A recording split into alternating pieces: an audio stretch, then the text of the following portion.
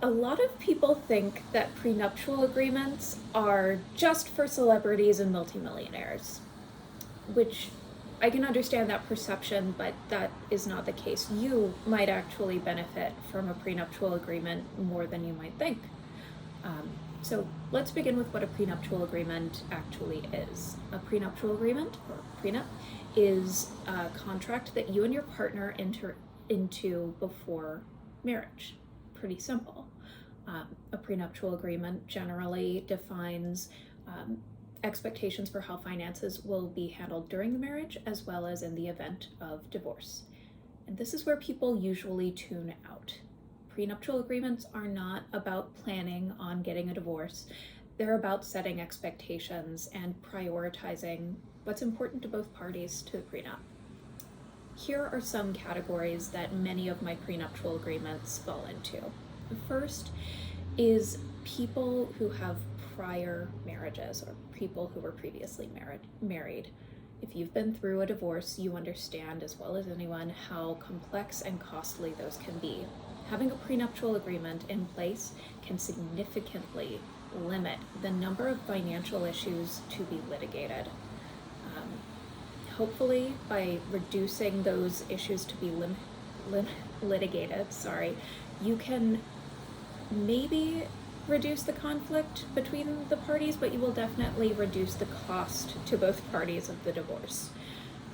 Another category of people who come in for prenuptial agreements is people who either own or plan to own a business.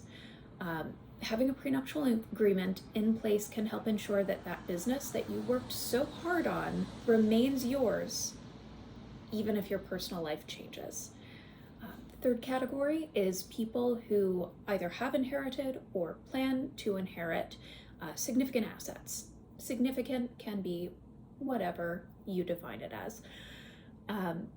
So generally, people know that by default, in most states, your inheritance is your separate property, even if you get divorced. But what I see in many divorce cases is people inadvertently commingling inheritance assets with marital assets. And that could compromise your argument that that substantial inheritance you've received should be your separate property and not subject to a divorce decree. And finally, the other big category of people who come in for prenuptial agreements is people who want to make sure that children from a prior relationship have very clearly defined inheritance rights. So again, prenuptial agreements are not about planning to divorce. They are about setting expectations early in the relationship. A little bit about me. My name is Sarah Kathryn Bryan. I am an attorney and the owner of Tamarack Law Incorporated. At Tamarack Law Incorporated, we offer flat fee consultations so that you have no surprises, just great legal advice. You can schedule your consultation today using the link to our website, which I will include in the show notes.